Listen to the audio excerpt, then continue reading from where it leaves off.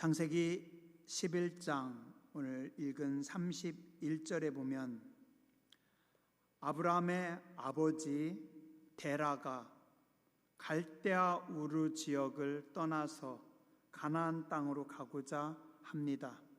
근데 중간에 하란이라고 하는 곳에 머물러서 거기 거류했다라고 말씀하고 있습니다.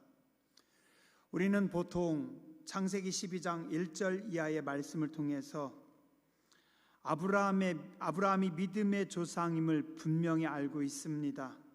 그러나 사실 성경을 명확히 살펴보면 하나님의 부르심은 아브라함에게만 있었던 것이 아니라 그의 아버지 때 데라의 때에서부터 임한 것을 볼 수 있습니다.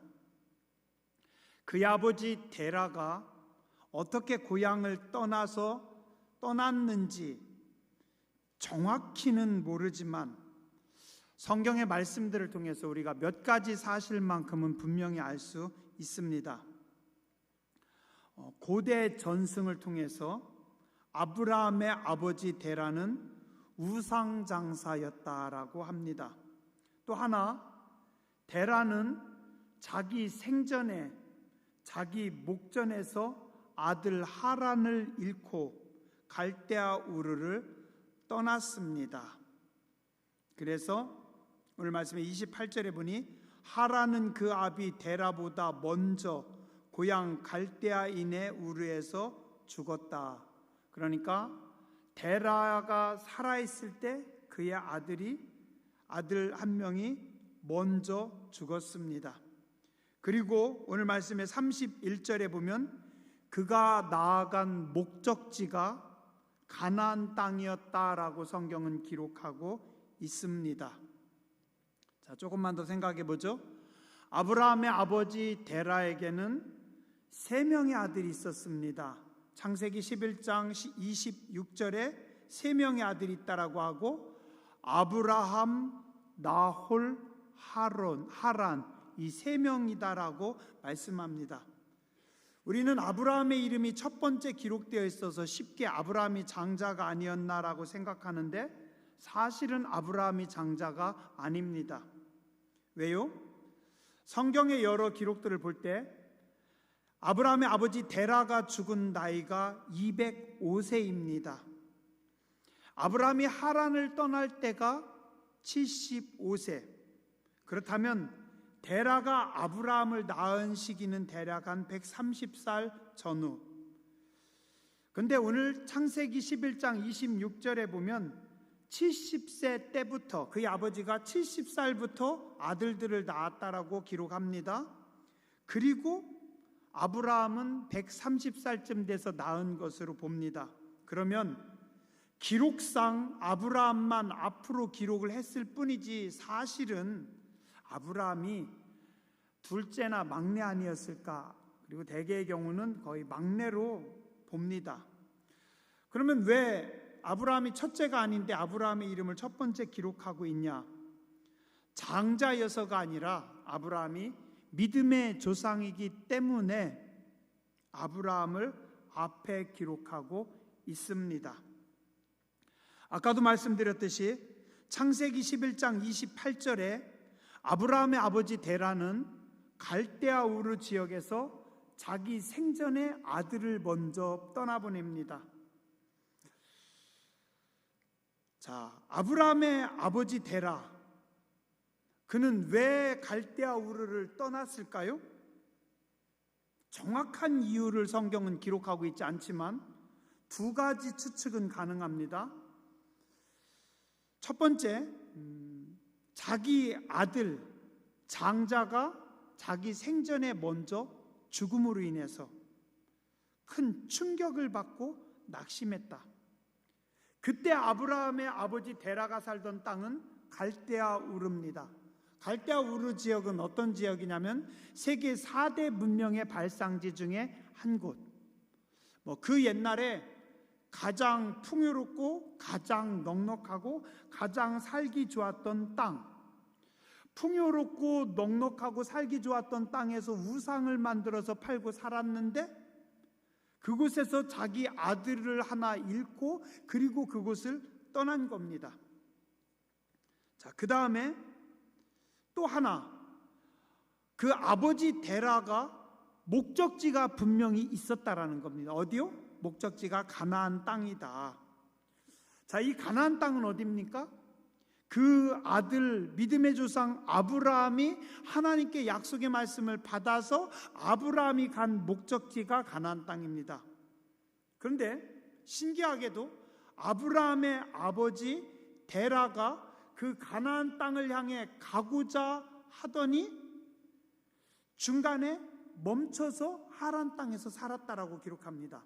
그러면 이 말씀을 통해서 아브라함의 아버지 데라에게 하나님께서 간섭하신 것을, 개입하신 것을 우리는 볼 수 있습니다.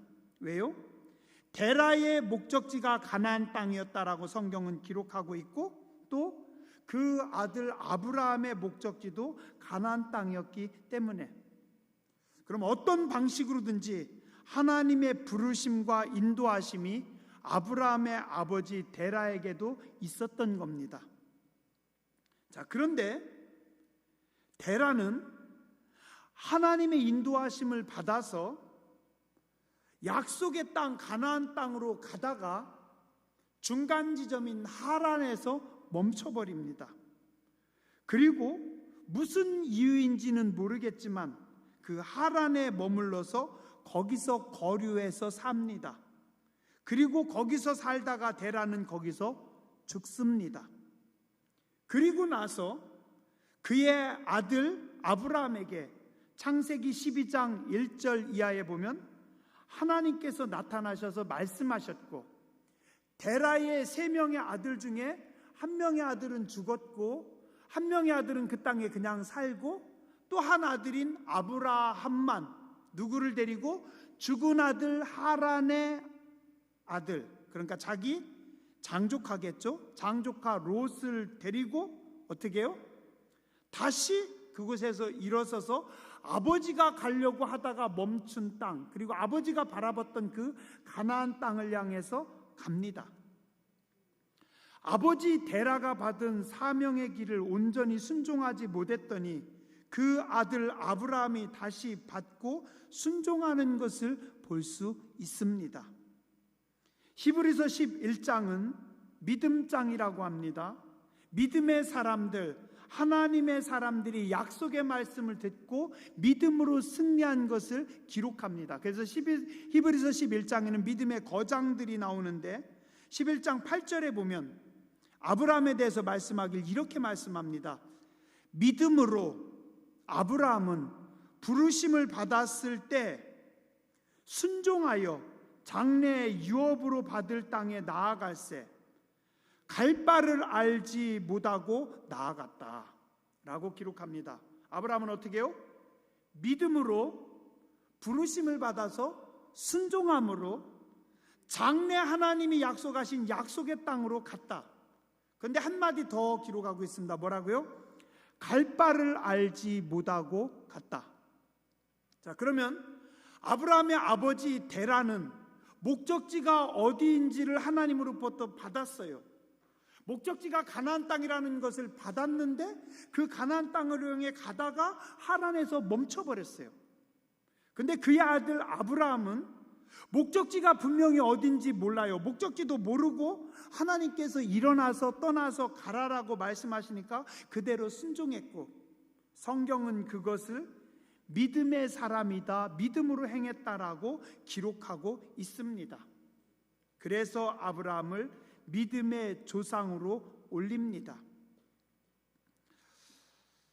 또한 이때 아브라함의 또 다른 형제 나홀은 하란에서 아브라함과 함께 떠나지 않고 그 땅에 머물러 버리고 조카 롯만 함께 떠납니다.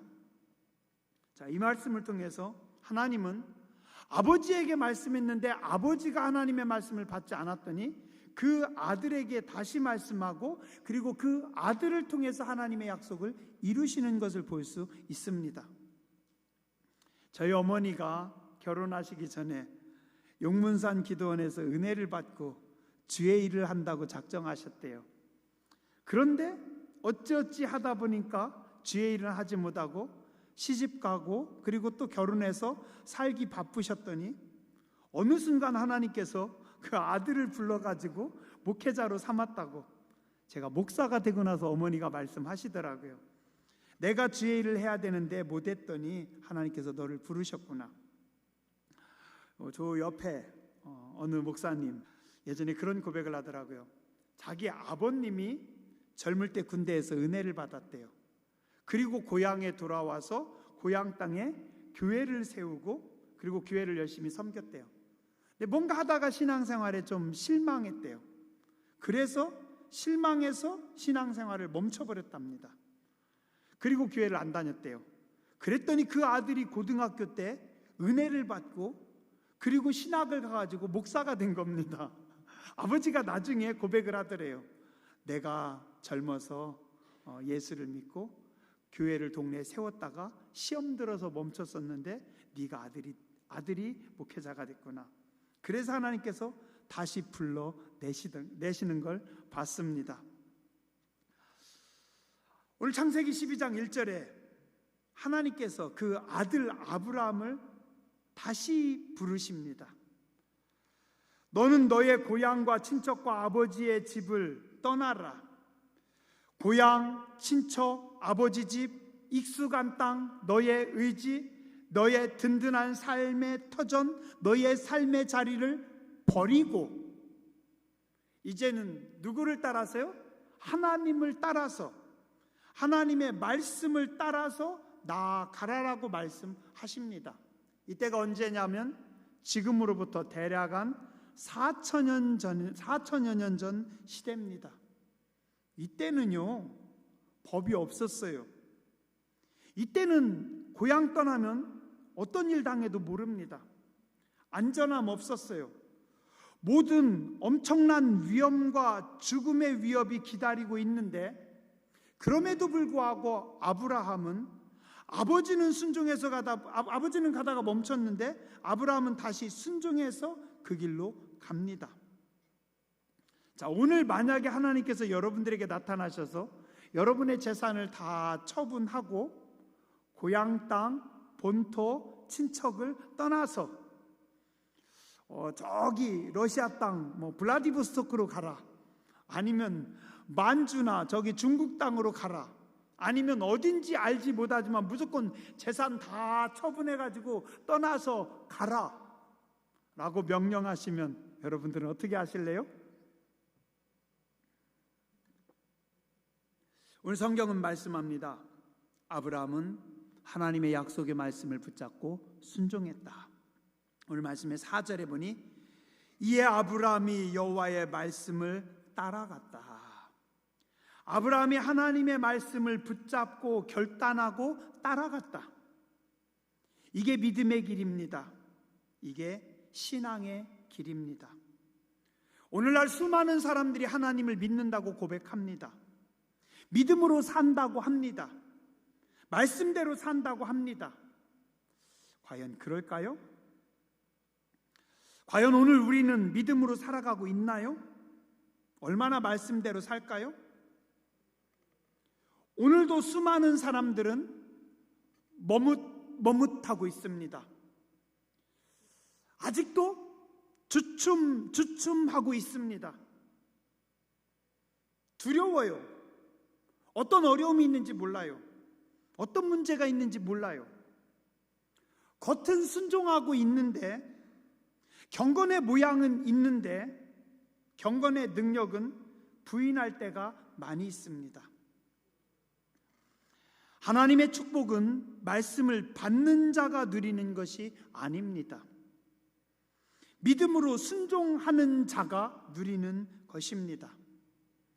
아브라함의 아버지 데라도 말씀은 받았지만, 하나님의 부르심은 입었지만, 떠나 나서는 것 같았지만 끝까지 순종하지 않았고 중간에 멈춰버렸고 믿음으로 나아가지 못해서 그는 하나님의 약속의 말씀을, 축복의 말씀을 받지 못했습니다.